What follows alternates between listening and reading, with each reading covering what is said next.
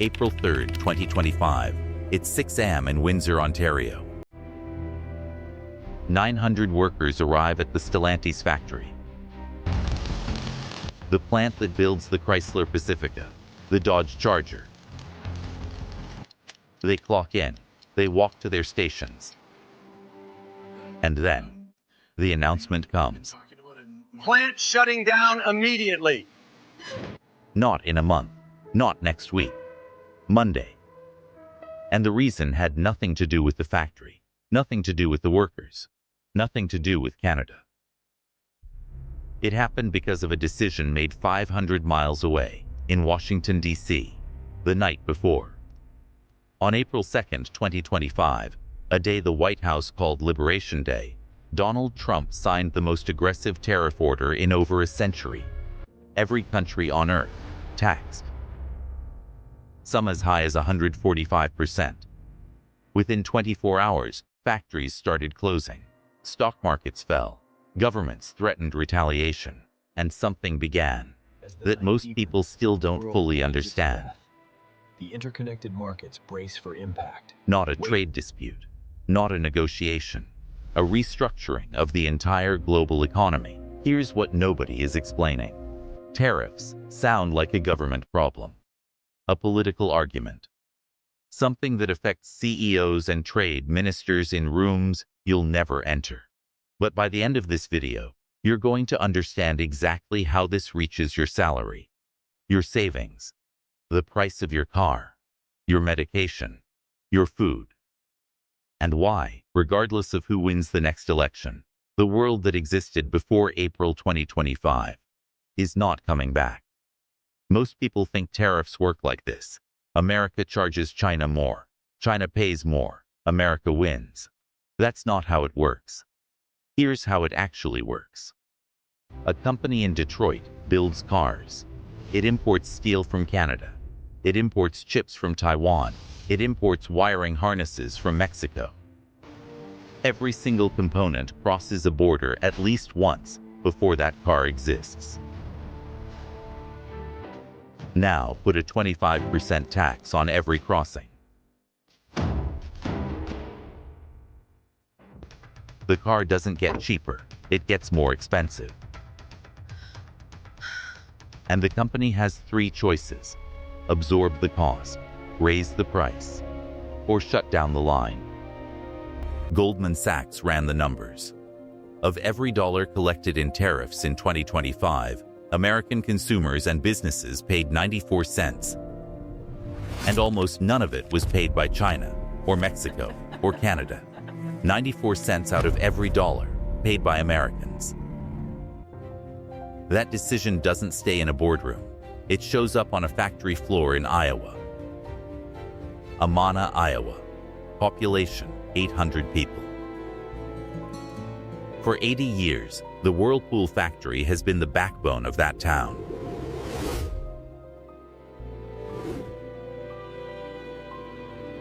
The reason families stayed, the reason the school exists, the reason the local economy functions. March 9, 2026. 350 workers lost their jobs.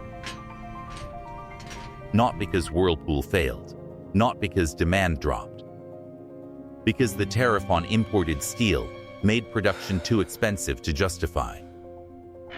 And Whirlpool warned, there are more cuts coming. In a town of 800 people. 350 jobs is not a statistic. It's the end of something. When America taxes imports, the other side doesn't just accept it. They hit back. China targeted American farms, directly and deliberately. Soybeans, corn, pork. The crops that feed the Midwest, the exports that keep American farmers solvent. China stopped buying them. American farm bankruptcies surged. The Trump administration had to launch emergency farmer bailouts, billions of dollars, to stop entire rural communities from collapsing. Let that settle for a second. The tariffs designed to protect American industry triggered retaliations that destroyed American agriculture. and the government had to spend billions cleaning up the damage caused by its own policy. February 20th, 2026. The Supreme Court of the United States ruled 6-3. The tariffs were illegal.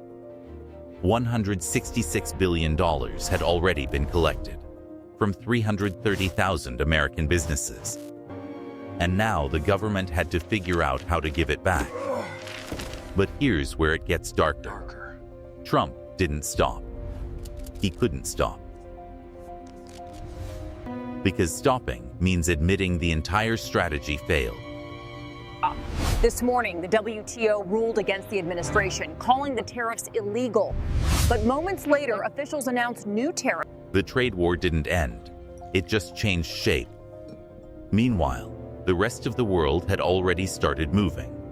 Not reacting, moving. China accelerated deals with Brazil, Saudi Arabia, and the EU. Not out of friendship, out of calculation. If America is going to be an unreliable trading partner, find ones that aren't. The EU began quietly reducing its dependence on American goods.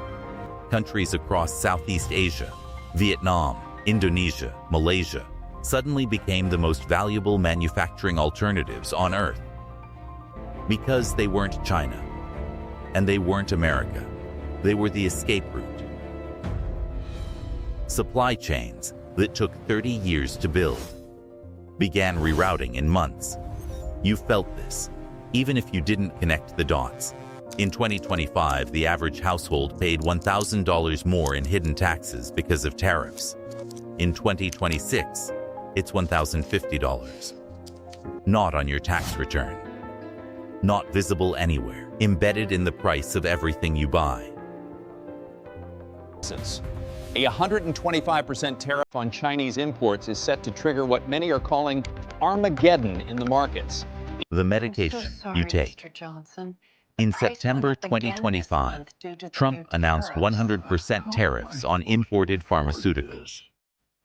Drug manufacturers, who had been quietly building American plants for decades, suddenly had to accelerate those timelines or face costs that would break them. The car you drive. Auto tariffs of 25% hit every vehicle imported from Canada and Mexico. Ford offered employee discounts to the entire country. That's not confidence. That's a company trying to sell cars before people realize how expensive they're about to become. Here's the part that changes how you see everything else. Tariffs are not new. America has used them for 200 years. What's different now is not the tool. It's the world the tool is being used in. In 1930, the Smoot-Hawley Tariff Act collapsed global trade. But supply chains were simple. Countries made things domestically and exported the finished product. In 2025, there is no such thing as a domestically made product. Your iPhone contains components from 43 countries. A Boeing aircraft has 6 million parts sourced from 100 different nations. A single modern car crosses international borders as components over 300 times before it's complete. You cannot tariff your way to self-sufficiency in this world. Tariff your way out of this. Because self-sufficiency no longer exists. It was dismantled piece by piece over the last 50 years. In the name of efficiency. What Trump's tariffs actually did was reveal just how fragile that efficiency always was. The tariffs that caused immediate chaos have mostly been walked back, ruled illegal, or softened through bilateral deals. But the damage isn't the tariffs themselves, it's the uncertainty they created. Companies don't build factories based on what tariffs are today. They build based on what they'll be in 10 years. And right now, nobody knows. So investment is frozen.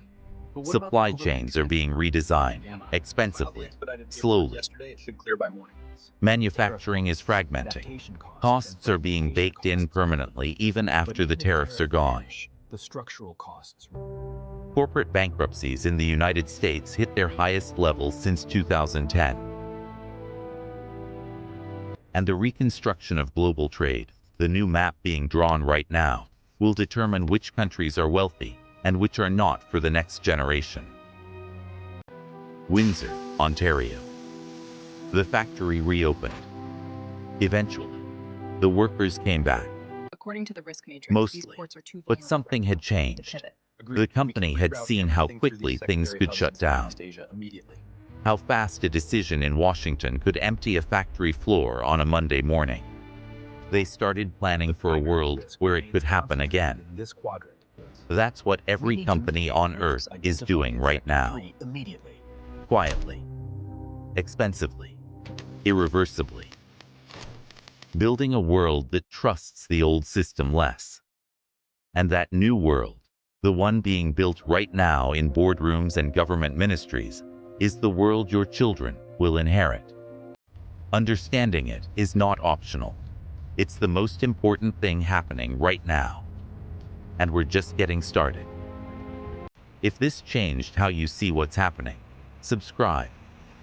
Because the next chapter of this story is already underway, and most people won't see it coming.